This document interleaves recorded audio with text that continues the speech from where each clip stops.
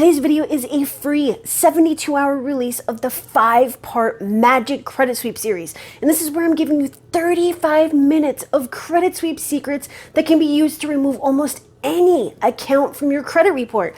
This includes how to dispute your credit report, what to do when the bureaus verify as accurate, how to use dispute reasons to maximize results, how to dispute your credit report after round 1, and how to wrap it all together. Now, make sure to turn your volume up because these were recorded using an old mic. And if you'd like to learn more about factual disputes, check out vault.my740.com or head to my740.com to schedule a call with me for a credit sweep. Now, we're getting started with the Magic Credit Sweep series right now.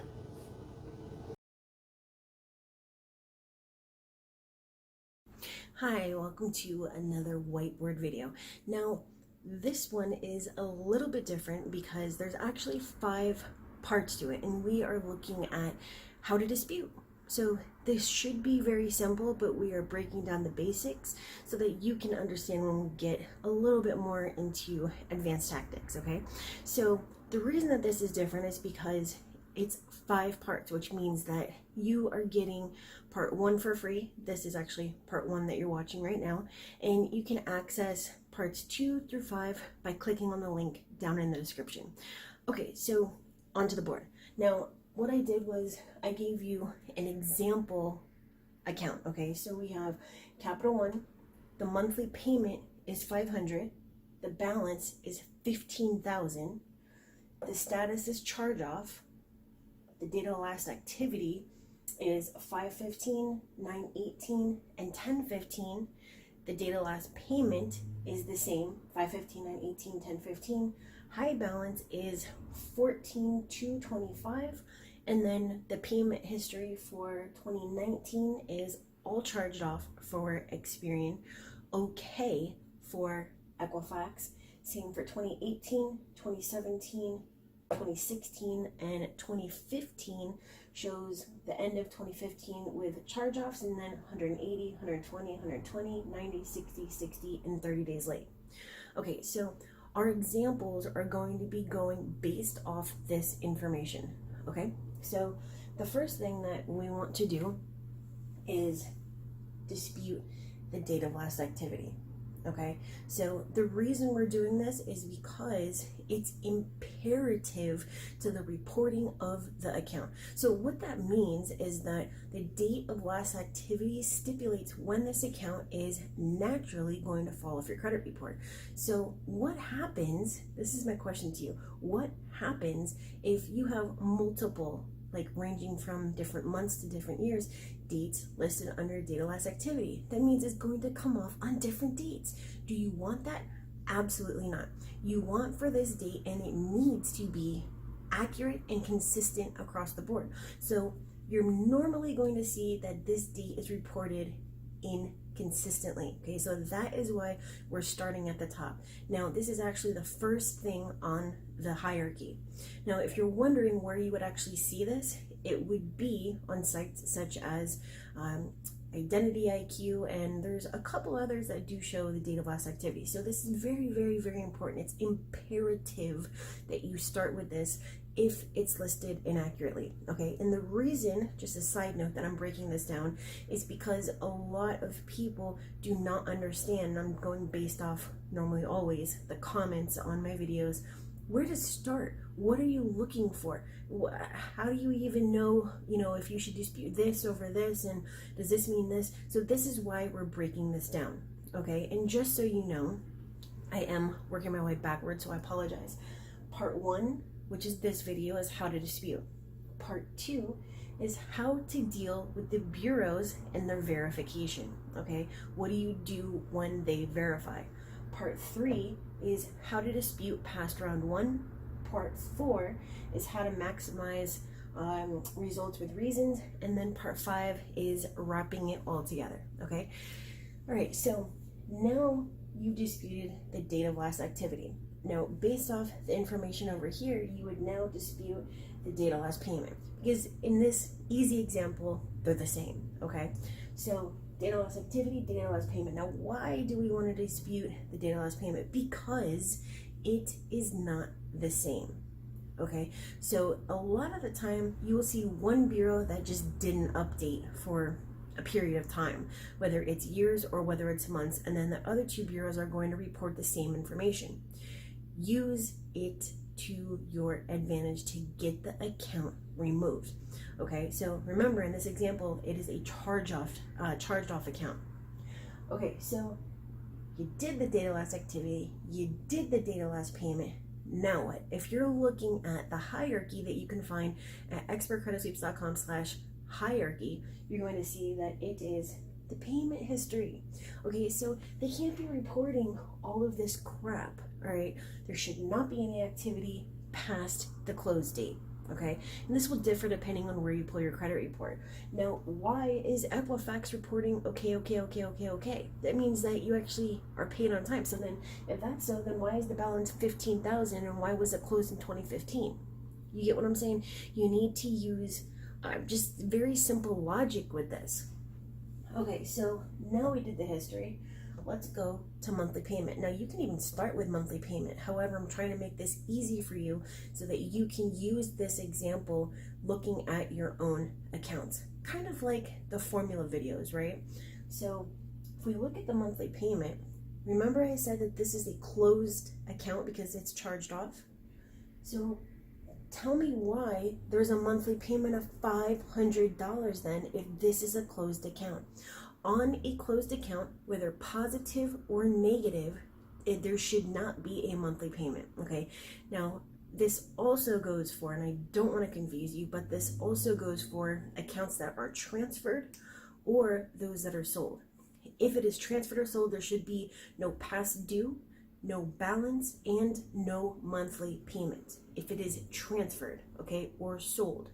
So if you have company A that sells to company B, or even if they're just collecting on behalf of, that company can report all that information, but the original company cannot, okay? So go after the monthly payment. Now, I am going to give you dispute reasons as well. So number 5 is the high balance. What's a high balance? High balance means, as I drop my marker, high balance means it is the highest the balance has been on the account.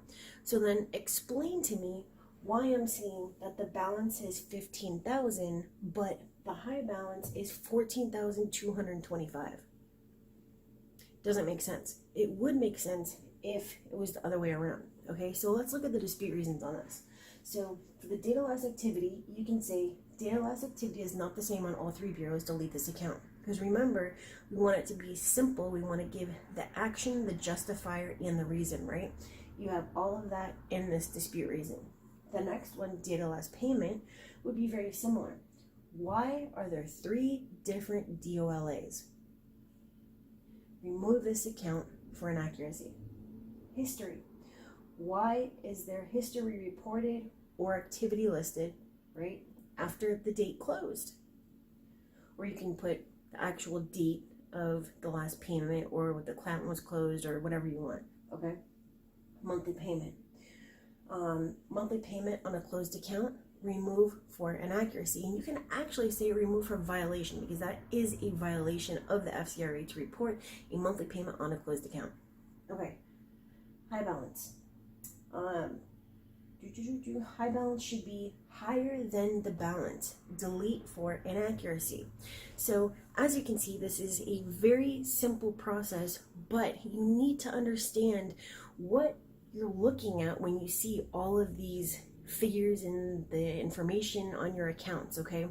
Now, I did a credit report review today for a lady, and it was very difficult to determine how I can attack an account because we were actually taking doing the credit report review based on credit check total. And as some of you are well aware, credit check total, actually the entire interface switched over around January 4th of this year, right? So now instead of having a whole horde of information to dispute and everything, payment status details and payment account status and all of that, now you're only dealing with like balance, monthly payment, open, closed, negative.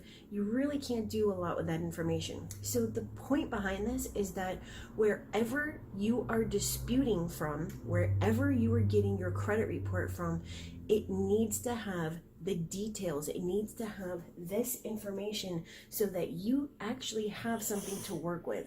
If you don't bother. Wait until you can access another credit report that does provide this information.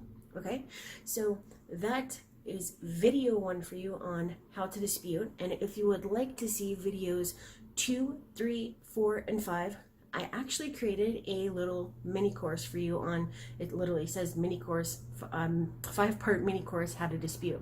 Just go and click on the link down in the description. It'll pull it up. It is very affordable. It's only $39 and you get all 5. And you can also watch this video on the course link page, okay? So you do get access to it immediately after purchase, and it breaks it down into 5 different sections. So anywho, that is the end of section 1, and I also wanted to let you know, just to make sure that I put it in this video, that if I didn't already say it in a different video, but anywho, I am, I guess, now announcing that on 5/24, meaning May 24th at 3 p.m. Pacific Standard Time, from 3 to 4:30, I am going to be doing a mastermind tactics course. Okay, so I did give a list of the tactics I'm going to be pulling from, but you can find the full list on the community page. I think I did announce this. You can find the link on the community page that does give everything, as well as on the Facebook page. So if you want some super advanced tactics to go after the bureaus and even the creditors and collection agencies with, then this is definitely the class for you. Once again, it's an hour and a half on 5/24, and if you purchase a ticket and you cannot make it, you have lifetime access to the replay, and there is going to be live chat, so you can ask me any questions that's, you know, regarding to your credit file. All right, so that is it. I am going to start number 2. All right, so number 2 is how to deal with the bureaus when they verify. All right, so I will see you guys soon. Remember to go and click on the link to pull up the course. My name is Kristen, and I'm a factual disputer, and I will see you guys soon. Bye. Hi, welcome to part 2 on the How to Dispute 5-part mini course.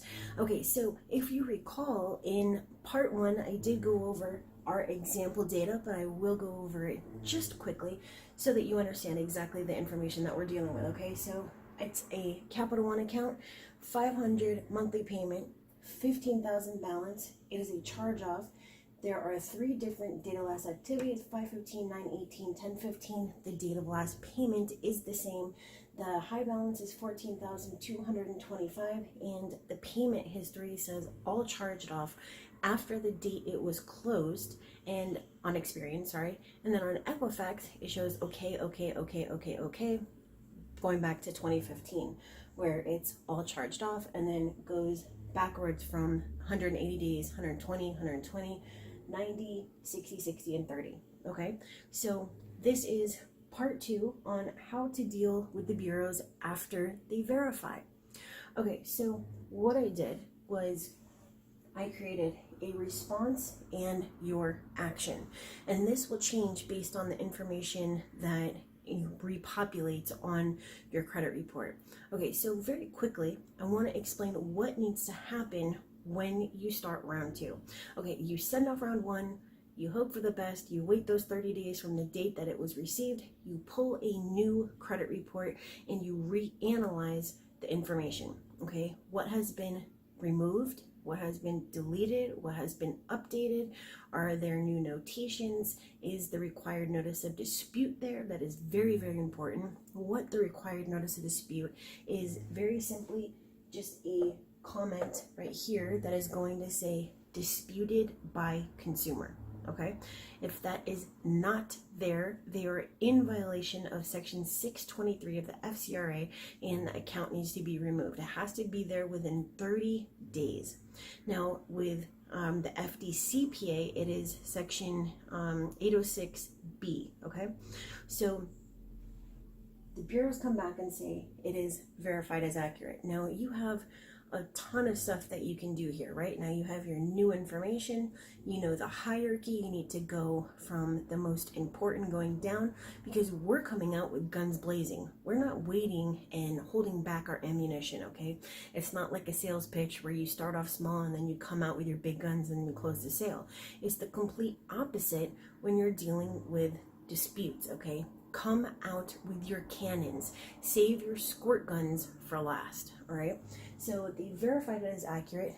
Now what? Okay, so you can very simply go after the method of verification. However, do you really want to waste a letter asking them how they verified? Now, you have a couple of options with this, like I mentioned. You can actually do this kind of like a combination. You can write what I call a problem letter response, basically stating a couple different things. In your first paragraph, you can basically state, you know, I'm writing this letter because I disputed these accounts or this account based on the facts taken directly from my credit report. However, you stated that it was verified as accurate. I really would like to know how you verified this or these account or accounts, okay? So you can ask for the documentation, you can ask for signed contracts, you can ask for bank statements belonging to the company and not to you, you can ask for transaction receipts. You want physical proof that, number one, that account was actually verified as accurate, and number two, that they actually did an independent investigation. Okay, so the reason why I say independent investigation, and this is going to be a lot of information for you, is because, and you don't want to put this in a dispute letter, what I'm about to tell you, but if you go and look at Cushman versus TransUnion from 1997, congressional opinion states that once an account is verified as accurate and you do not agree, they must do a reinvestigation. And during this time, they actually must go beyond the original source of information, meaning the creditor, to determine that the account is actually verified as accurate. So in other words, they can't just tell you what they're being told, right? It's not hearsay. It literally needs to be verifiable proof. So you can go after the method of verification, or very simply go down the hierarchy to the next dispute reason, right? Okay, so an example would be, you know, you reanalyze your report and choose the next reason based on new information, or you can go based on the method of verification, like I said. So an example of that would be data loss activity to data loss payment, okay? So now, if they come back and, because it could be a ton of stuff, right, that they come back and say. Now, if they come back and say updated information, you know, when you get your results and it says deleted, updated, new information, if it's updated information, you need to reanalyze. What did they update? Okay, if you're not looking at the credit report and the results that they send to you, you still need to look at your credit monitoring and determine what information changed. Now, I have to do this for every single client that I have on every single round, right? Pull a new credit report, go through the entire report, determine what's been deleted, what's been updated, and then come up with an entire new action plan based on that new information. Does it sound like a lot? That's because it is, all right? I make sure I put in the time to determine the best, most effective strategy ever, because remember, guns blazing. You need to do the same thing, okay? So if you don't know what you're looking for, that's going to be this information right here. How did this information change? Did they fix the high balance? Did they change the balance? Did they get rid of the monthly payment? Did they fix data loss activity? Did they re-age the account? All of these things are pertinent to your next step, okay? Now, you will know if, I want to add something on here, but you will know if the account was re-aged, if these dates change, but there was no payment made or anything like that, okay? Now, one thing that I could add to this is the status update date. It can also report as date reported or date last updated, okay? So if the bureaus did an investigation, that's a big if, if they did an investigation and if it came back as verified, the date updated, date reported, date last updated or reported date must change to reflect a new date, right? The date that they actually verified is accurate. Now, what happens if that date is from still 5 years ago? That means that they didn't do an investigation. And guess what? That is a violation of the FCRA, and you need to make them remove that account. Okay? So, going down the line, so now you know how to deal with updated information.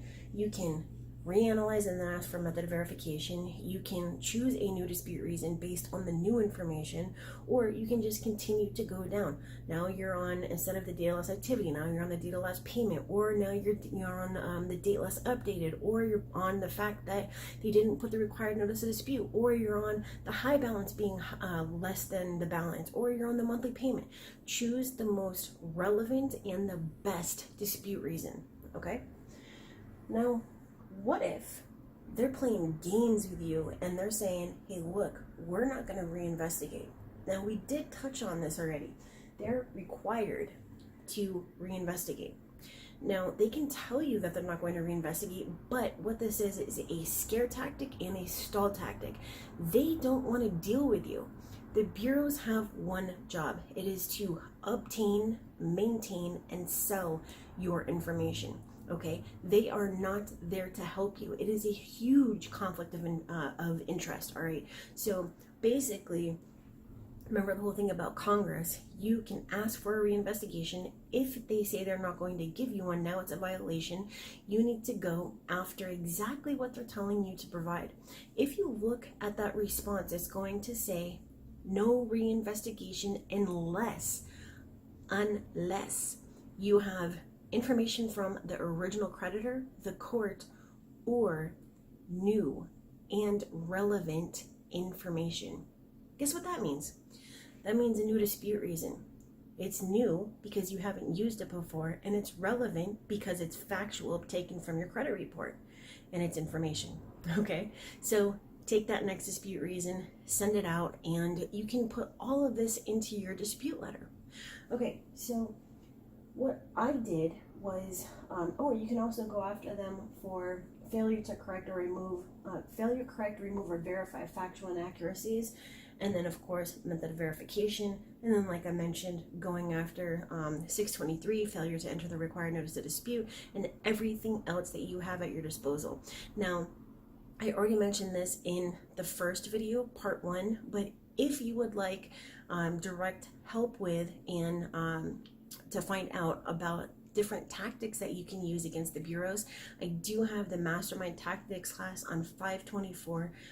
The link is going to be somewhere wherever you're finding this video. Okay, so what I did was I created whatever this, I believe it's a flow chart here, okay, just so that you can visualize this. So you send out round 1.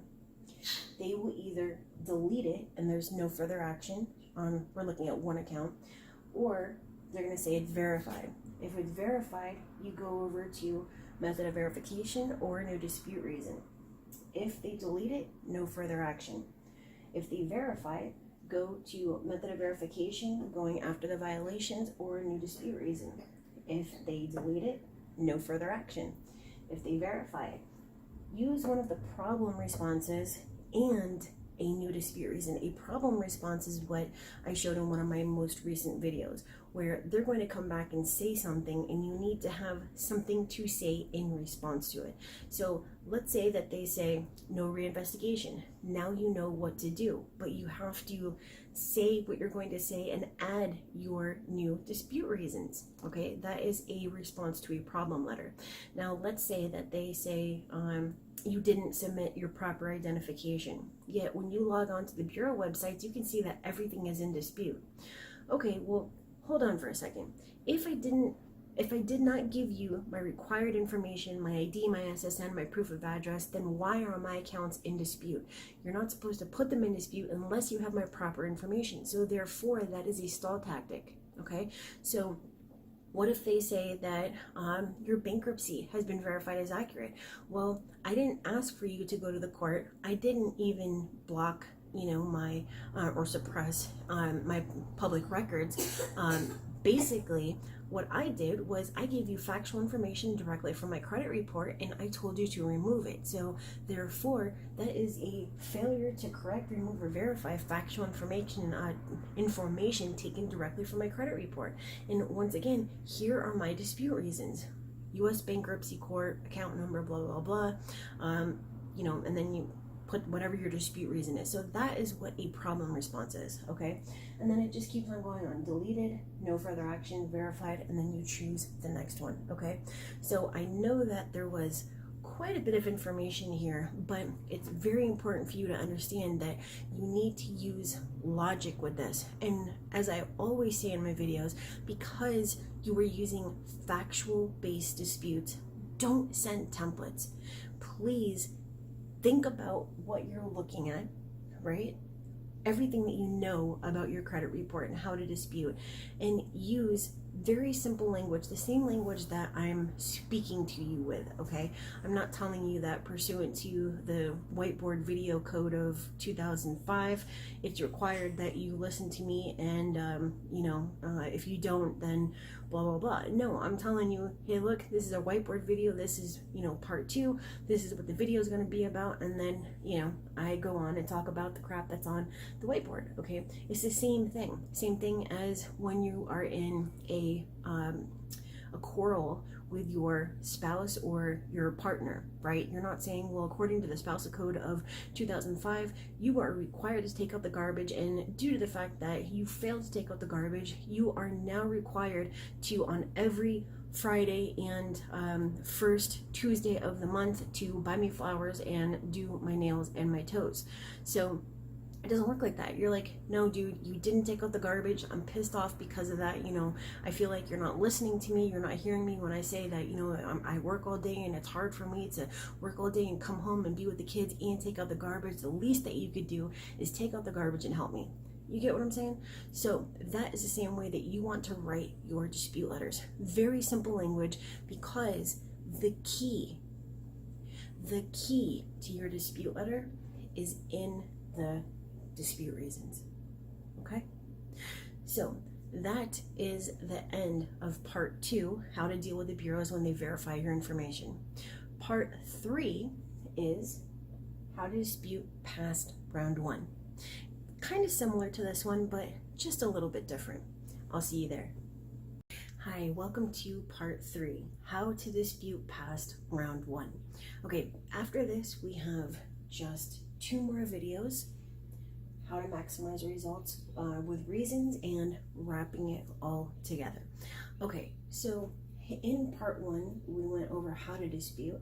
Part 2 was dealing with what happens when the bureaus verify, but now we're actually going to look at the flow and what to do after you've sent out round 1. So this all goes together, and the further you go through this mini course, the more you're going to see just how many options you have available and what type of ammunition that you have against the bureaus.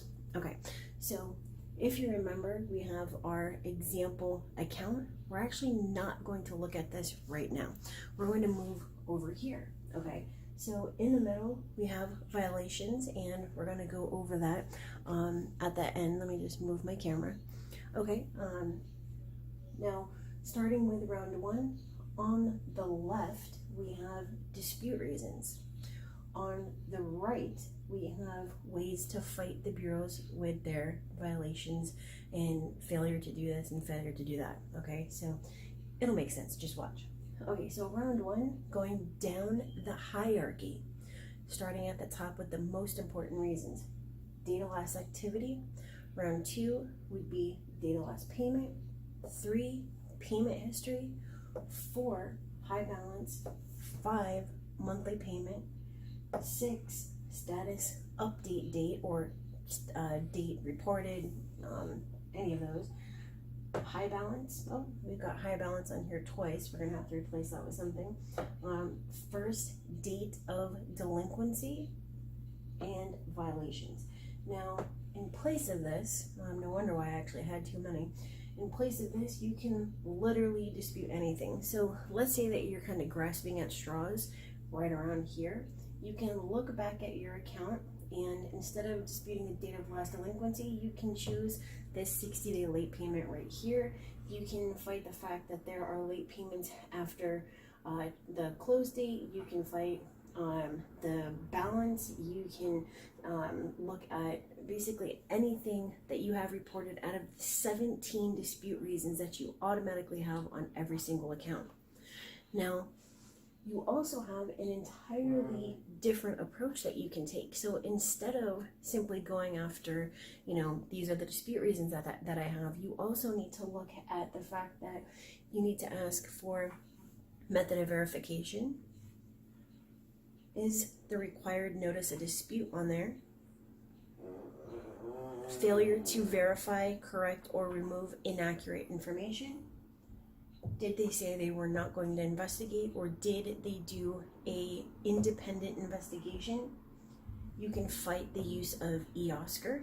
So are they only doing an electronic response? If they are, and you know that they are, then the fact remains that there's been no investigation. It is one computer sending a 2-digit code over to another computer, and that computer is going to match their records against the records of the bureaus, and it's automatically going to be verified because they're looking at the same information. Okay, where is the proof? Go after the lack of proof, and then it goes down to violations. Now, look at the full circle. It ends with the CFPB in both situations. Okay, so now what are violations that you can go after? So this is the information down the center, and this is only a few of them. Okay, so notice of dispute, 623 and 806B, failure to remove unverified information, section 609, failure to provide a signed contract or proof of the agreement to pay or owe. The proof of investigation, they didn't provide it. It is a violation. Monthly payment on a closed account, late payments after charge-off, failure to remove items that are due to fraud, balance, monthly payment past due on a sold or transferred account, late payments on a collection or past due. So you have many things that you can use to go after the bureaus, but basically I wanted to provide a grounds versus reasons, and reasons versus what you could do to fight them. So if you do not have any of these, you choose one of these. If you do not have half of these, you choose one of these. Okay, so you are always going to have a way to fight the bureaus. You're always going to have a way to get your results, and you just have to know and understand how to use them. Okay, so even though this is a shorter video, it provides a lot of information that you may or may not have known. A lot of people believe that they only have one way to remove things, and that's very simply because they either didn't know it, or because there's all of these credit gurus out there that are teaching the wrong thing. They're teaching that you only remove accounts using section 609, or that you only use section 1681. Okay, so everyone has their own opinion, but my results speak for themselves. Okay, so in 2018 alone, I had 5,527 negative items removed. I had over 3,000 corrected. All right, so I know what I'm talking about. Like I said, my results speak for themselves. So if you want results, then these are the things that you need to pay attention to. Okay, so we're going to get rid of the center part, and now we're going to look at the dispute reasons that go with these. Okay, so, and this is all based on this account right here. So I will see you on video number 4 in just a minute. Hi, welcome to video number 4, using your dispute reasons to maximize results. Okay, so we are still dealing with this example account, the Capital One, all this information. We now know the flow of your reasons versus how you can attack the bureaus. Now, what are the reasons that we would use? So for data loss activity, we would very simply state this account needs to be removed because Experian reports 515, Equifax 918, and TransUnion 1015. This is not accurate, the information is not the same, and it cannot be reported. Or it just needs to be removed for inaccuracy.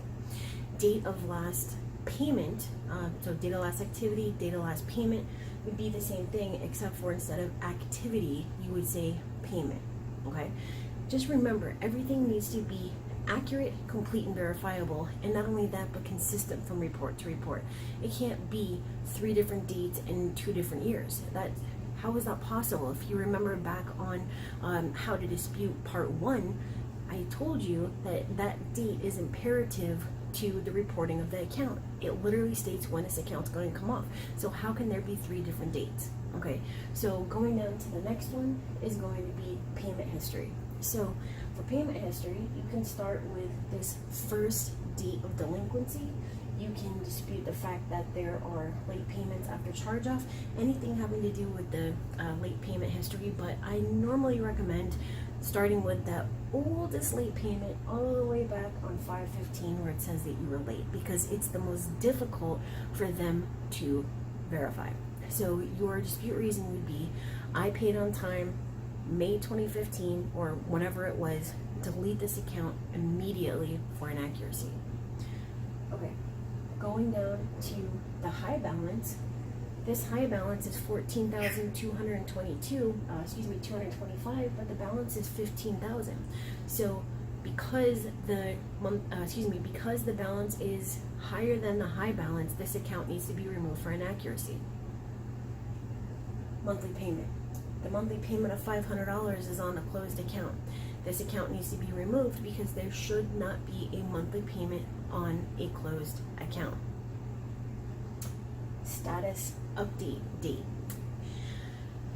We didn't write it on here, but if you go back to video 3, I talked about it. So if it said something from like before you disputed a couple of months ago, a couple of years ago, then when they come back and say that the account is verified as accurate, the date should change. And if it does not change, then your dispute reason would be, this account, this status update date should have reflected the date that you verified this account.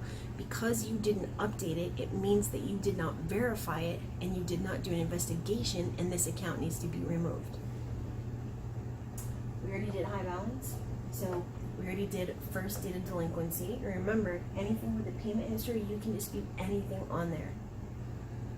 Violations. We went over the violations in the last video, but if you recall, one of them was section 609. I'm using that one because most people know it. So if they failed to send something, you're disputing a collection, and they failed to send you something that proves you signed a contract or that you had an agreement to pay or owe, you would very simply state that. You need to remove this account because I requested the method of verification and the proof of ownership and you didn't provide it. You didn't furnish this information. Delete for false reporting. Okay, it is a violation if they don't do that. Another one would be the notice of dispute. So we're going down this way. Notice of dispute. You didn't enter the required notice of dispute, and because of this, this account is in violation and needs to be removed. Method of verification. Okay, so I disputed this inaccurate account. I asked for the method of verification, and all you said was that it was verified by the original creditor. Due to the fact that you didn't provide, number 1, the method of verification in detail, number 2, the proof that the account is actually verified as accurate and reported as required under the FCRA, this account needs to be removed for violation. Failure to remove, correct, or verify. You failed to remove, correct, or verify an inaccurate account after I've provided direct, irrefutable facts from my credit report. Delete for violation. No reinvestigation or independent investigation. You are simply repeating to me what the original creditor stated to you, and you have absolutely no proof that you ever did an investigation, and I don't believe that you ever did one. Please remove this account for violation. Oscar use. I need to see something proving to me that you did not use an electronic response and that you in fact went beyond just repeating to me what the creditor told you. If you don't have something that you can physically furnish to me, then this account needs to be removed for violation. Proof. We have been talking about the proof, but if you want another one, I disputed this Capital One 517-805 account because of the following inaccuracies, blah, blah, blah, blah. You failed to provide any proof after not correcting and stating it was verified. This is a violation of my rights and needs to be removed. And then leads on to violations and goes to the CFPB. So if this goes to the CFPB, what you need to provide are the following. You need all your letters. You need proof of the violations. So you sent these letters on this date, and this date. This is the problem. You need to give, some sort of description, and you need to tell them the outcome that you want. I want these accounts removed because of these violations. They failed to correct these inaccuracies. Here is my proof. And you also want to provide your credit report to back up everything that you're saying. Okay, so as you can see, you have a ton, I was gonna say hella. You have hella different reasons to go after them. You have a ton of ammunition. You really just need to look at everything that you possibly can and reanalyze every single time. So I know that all of this and everything that we've gone over is a lot just based on this information, but this is how you get your negative items removed. And just remember, action, justifier, reason, okay? As long as you're telling them what you want, I want you to remove this or update this. You tell them because, and then give your dispute reason. That is the formula that makes up a dispute reason for every single account, okay? So we are moving on to section 5, wrapping it all together. I'll see you there. Hi, welcome to video 5. Wrapping it all together. Now, I do apologize in advance that the light is not on. I do have an infant that is sleeping right over there and it'll wake him up. Okay, so we are going to wrap this all together. Now, what that means is that now you have the ammunition, the tools, and the knowledge to get your negative items off, no matter what they are. I don't care if it's an inquiry, if it's a bankruptcy, a collection, a judgment, a tax lien, a late payment, the formula never changes, okay? So what's the key to doing this? It's really just one thing. You need to have patience, okay? Your negative items didn't come on overnight and they're not going to come off overnight, okay?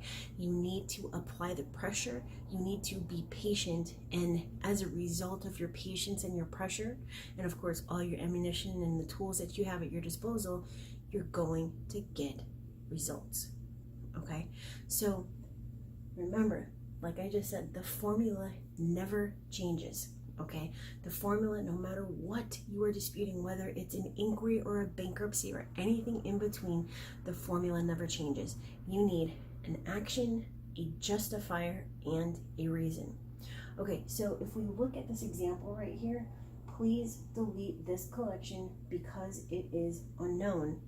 The action is delete, the justifier is because, and the reason is unknown.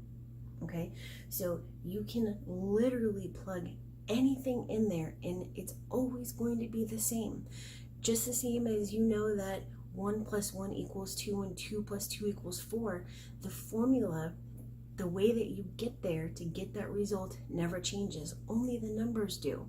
So in this respect, only the accounts change. Only the information changes, but the formula, the way that you get there is never going to change, okay?